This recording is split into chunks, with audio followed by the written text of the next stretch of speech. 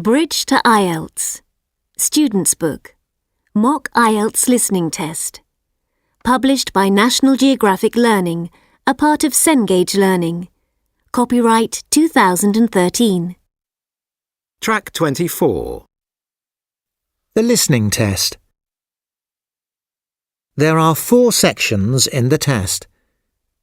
There are 10 questions in each section. You will only hear the recordings once. The test takes approximately 30 minutes. At the end of the test, you will have time to transfer your answers onto the answer sheet. Section 1. You will hear a telephone conversation between a man in a shop and a woman who is interested in working in the shop. Before you listen, look at questions 1 to 10.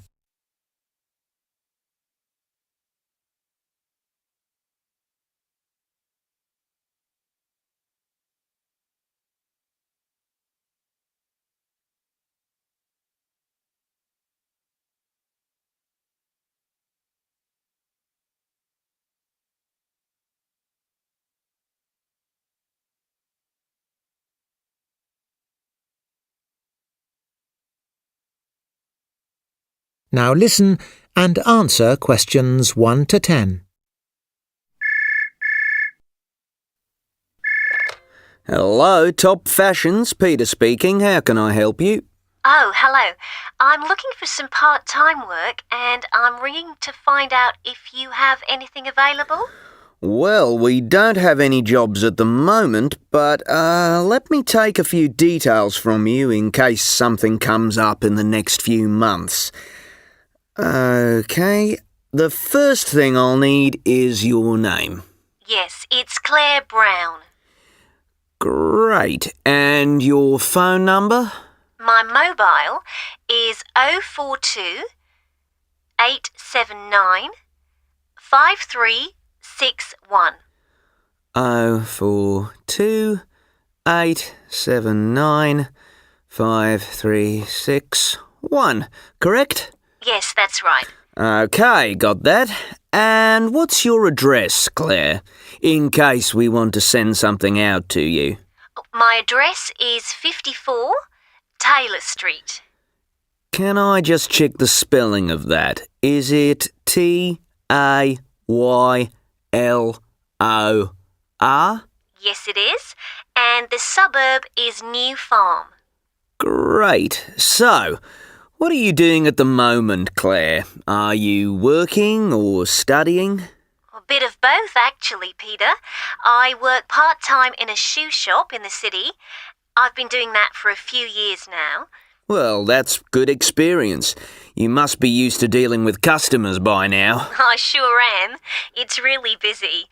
I also study part-time. I'm doing a fashion course at the local college. I'm really enjoying it. That's wonderful, Claire. And is that why you want to work with us?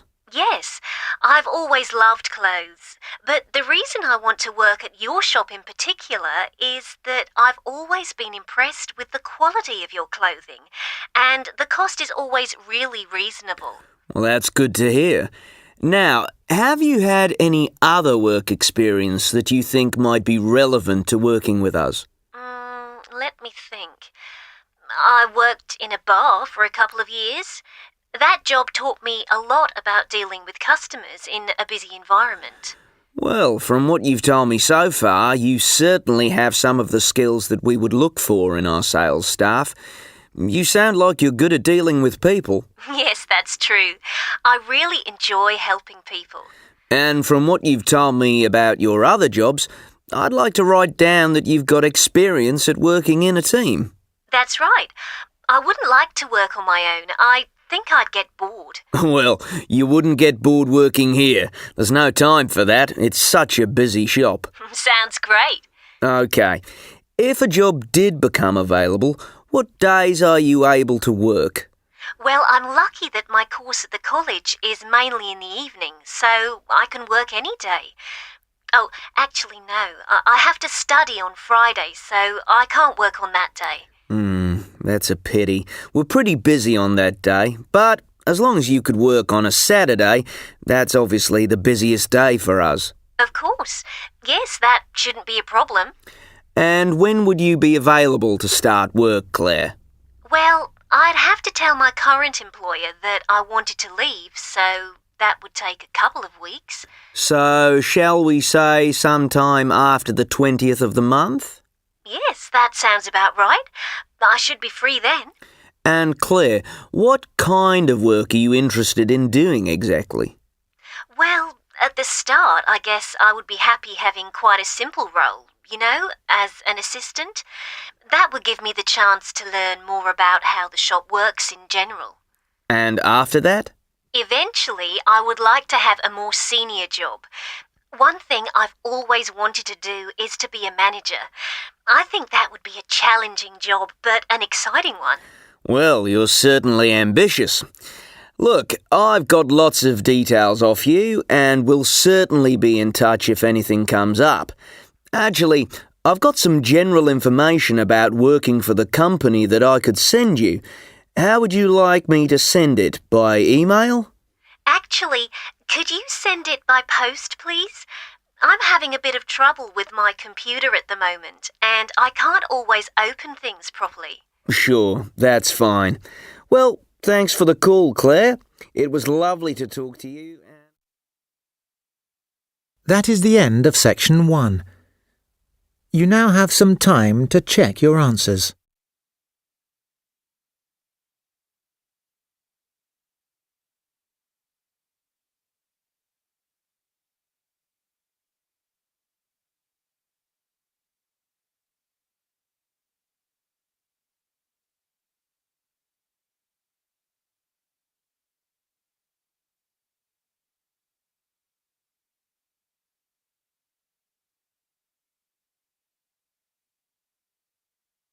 Section 2.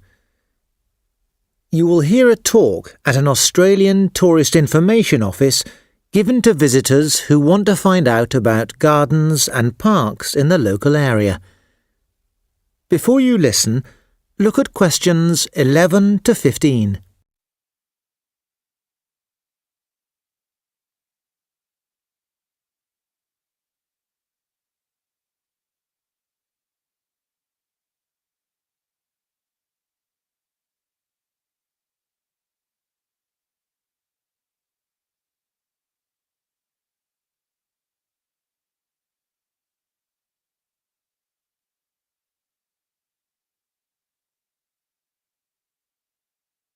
Now listen and answer questions 11 to 15.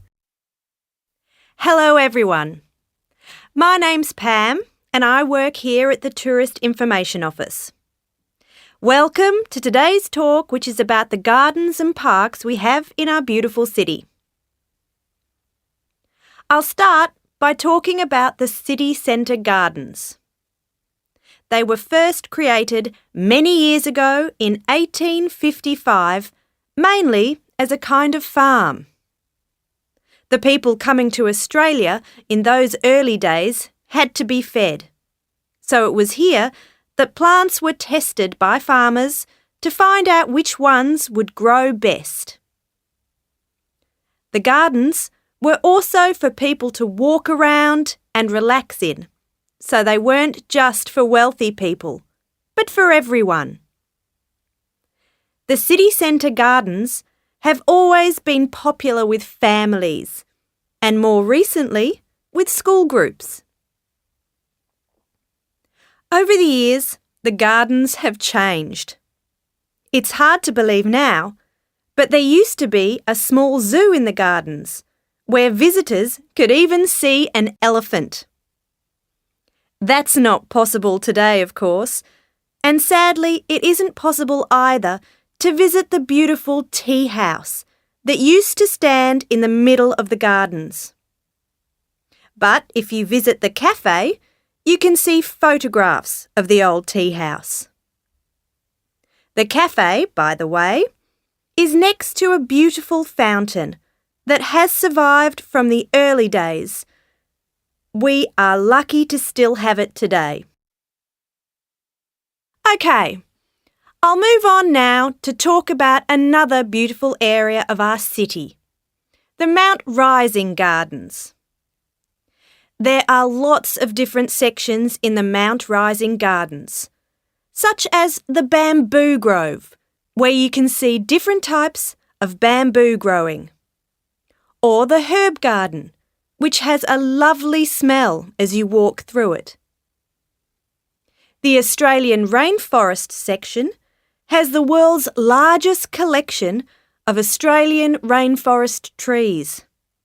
It was actually awarded first prize in an international parks and gardens competition last year.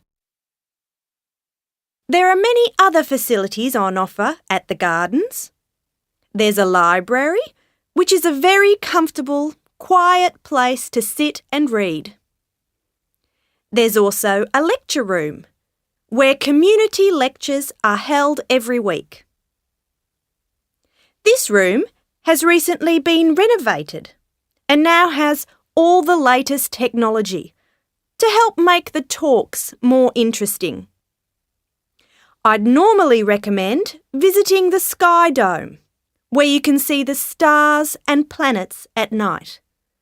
But unfortunately, it'll be closed for the next few weeks whilst some problems with the telescopes are fixed.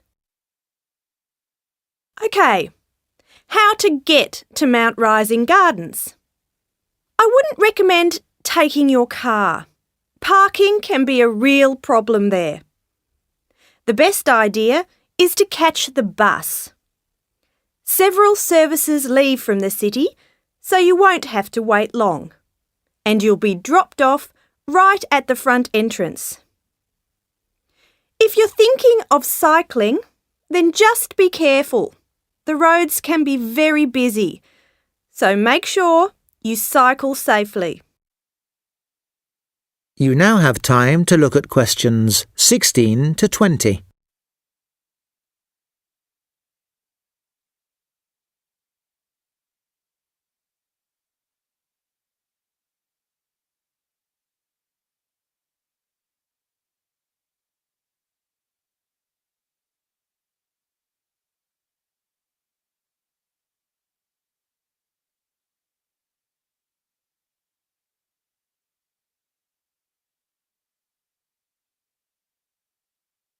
Now listen and answer questions 16 to 20.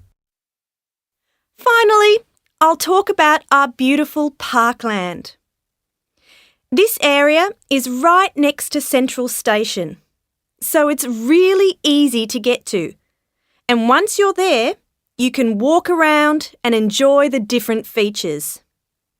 There's the lake, for example, which is home to lots of fish as well as a wide variety of birds. The forest area is quite new. Subtropical rainforest trees have recently been planted there, and a fantastic boardwalk winds through the forest. This is a perfect place to walk through and look at trees that are native to this area. The headland is a good place for the more adventurous to go. As you climb over large rocks, you'll be able to imagine what real headlands on the Australian coast are like. The Fern Garden. The Fern Garden is a beautiful area to sit in and relax for a while. There's a little waterfall in one corner, and it can be very peaceful to sit there and just listen to the water. You'd never know you were so close to the city. Finally, the Spectacle Garden is at the heart of the parkland, and here you'll see some of the world's most colourful and unique subtropical plants. Don't forget your camera when you go. Okay, I think that's about it. If anyone has any questions... That is the end of section 2. You now have some time to check your answers.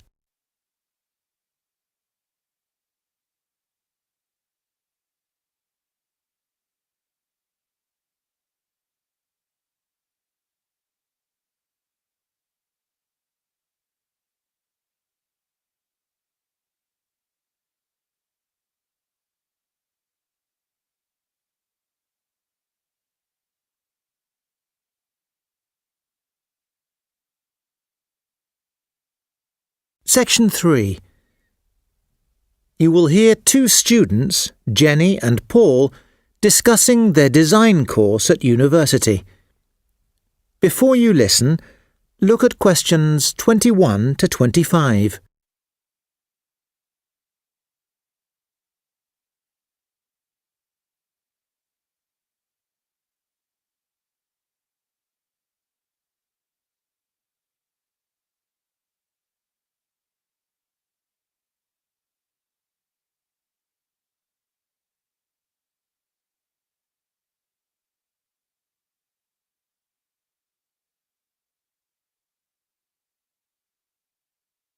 Now listen and answer questions 21 to 25.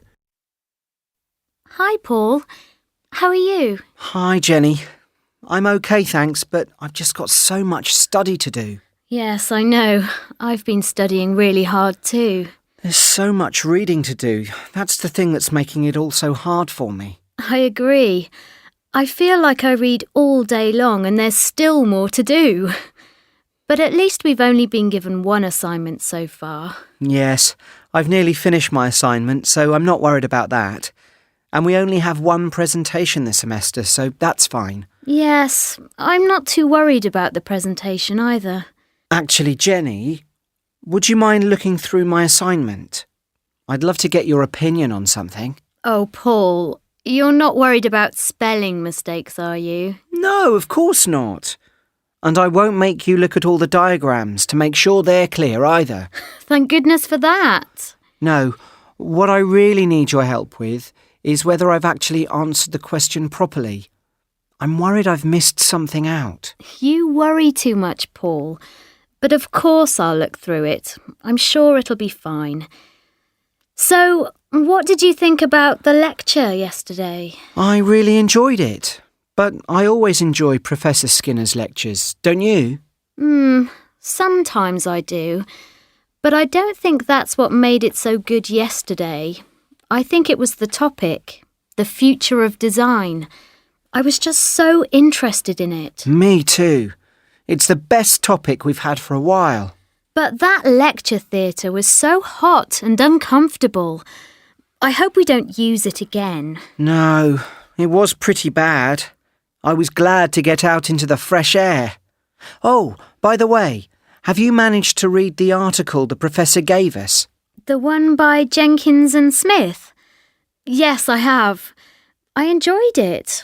I thought it was written really clearly and simply. Yes, it was. I didn't find it difficult to understand at all, although some of the examples of designs were a bit out of date. Yes, like the development of vacuum cleaners. It would be more interesting if they'd used computers or music players as their examples. But it was written some time ago, wasn't it? About 10 years ago, I think. Paul?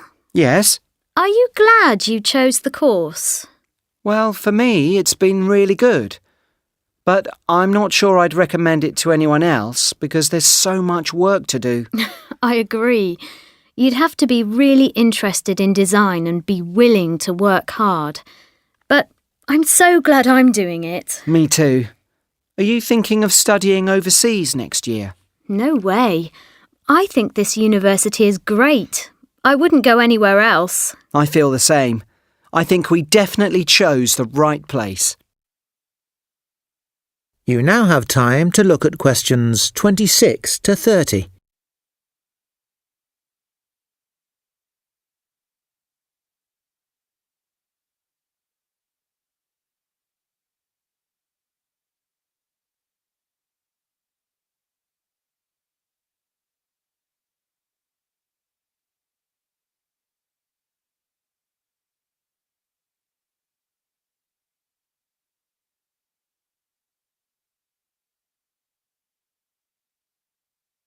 Now listen and answer questions 26 to 30. Have you chosen a topic for your presentation yet? Well, I thought about watch design. Oh, yes. Yes, I like it because I could use lots of visuals. You know, pictures to show different designs and styles. There's lots of them on the internet. Good idea.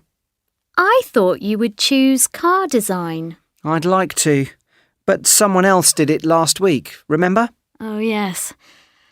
I'm thinking about telephone design. I think Professor Skinner would be interested in it. He's always talking about his latest mobile phone. That's true. I was surprised to see fridge design on the list. To me, that's such a boring topic. I agree, but someone else might like it. What about bridge design? Well, there are just so many types of bridges to talk about. I thought it would be too hard to explain them all in 10 minutes. That's true. I was thinking about building design, but we're actually going to study that in more detail next year, so I thought I'd leave it. Good idea. Well, we'd better get some more study done. Shall we go to the library? That is the end of section 3. You now have some time to check your answers.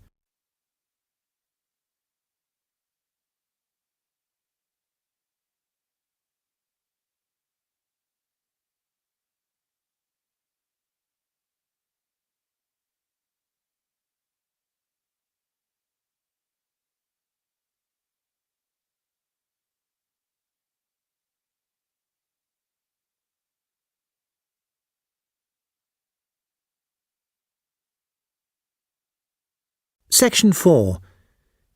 You will hear a talk by someone from Earthwatch, an international environmental charity.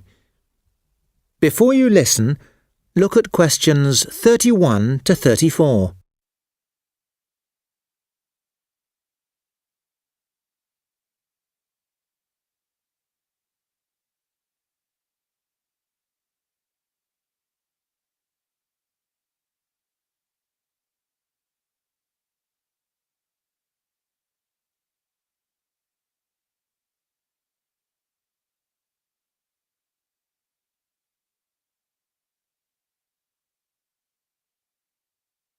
Now listen and answer questions 31 to 34.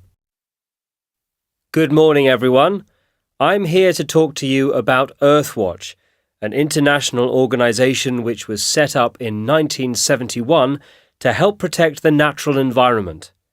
Earthwatch has offices in major cities around the world like Tokyo and Melbourne.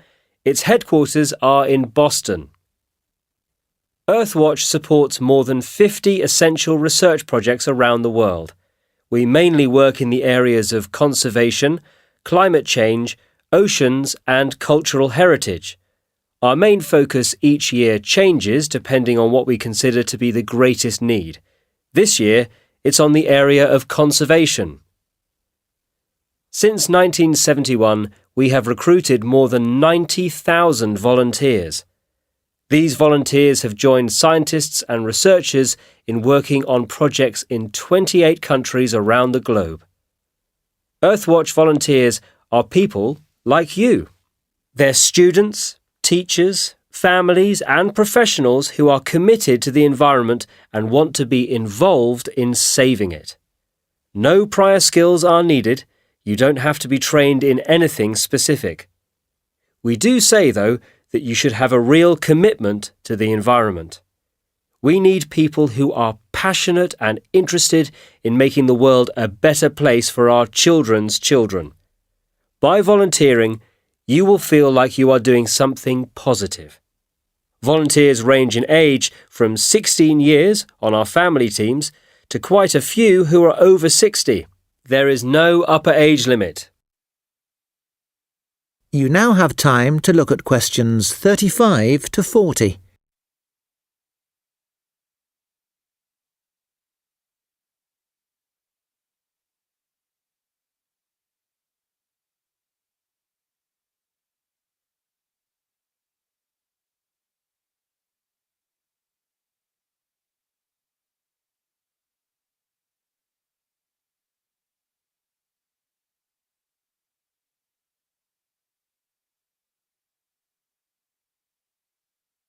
Now listen and answer questions 35 to 40. OK, I'd like to tell you about a project that Earthwatch is currently involved in to do with leatherback turtles in Trinidad, in the Caribbean. Leatherback turtles are the world's largest living reptile. Scientists have done a lot of research into these strange and fascinating animals. We know, for example, that they can grow to more than 1.75 meters long, and the heaviest leatherback ever found was more than 500 kilograms, although most of them grow to approximately 350 kilograms. They have an unusual appearance compared with other turtles. For example, they are a different colour to other marine turtles. They are mostly black, but covered in lighter patches or large spots all over their body and shell. And they all have a spot on top of their heads that's pink. Another thing that makes them different to other marine turtles is their shell. All other marine turtles have a very hard shell, but leatherback turtles are different. The shell on their back is softer. Unfortunately, the leatherback is in very serious danger of becoming extinct. The global population for this species was estimated to be 120,000 adult animals in 1982. Initially, it was thought that numbers were halved to around 60,000. Unfortunately, recent studies have shown numbers are now down to about 30,000. There are two main reasons for the decline in the number of leatherback turtles in the world today. The first reason is that a lot of building is being done along the beaches. This makes it hard for the leatherbacks to find places to dig their nests and lay their eggs. The second reason is that many of them get caught accidentally in fishing nets every year. A lot of research is currently being done to stop this happening. Data collected recently by Earthwatch volunteers gives us important information on the number of turtles making nests at the site. The volunteers are able to help the researchers by, say, counting the number of turtles on the beach or measuring the turtles so accurate records can be kept.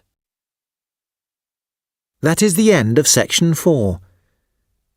You will now have time to transfer your answers to the answer sheet.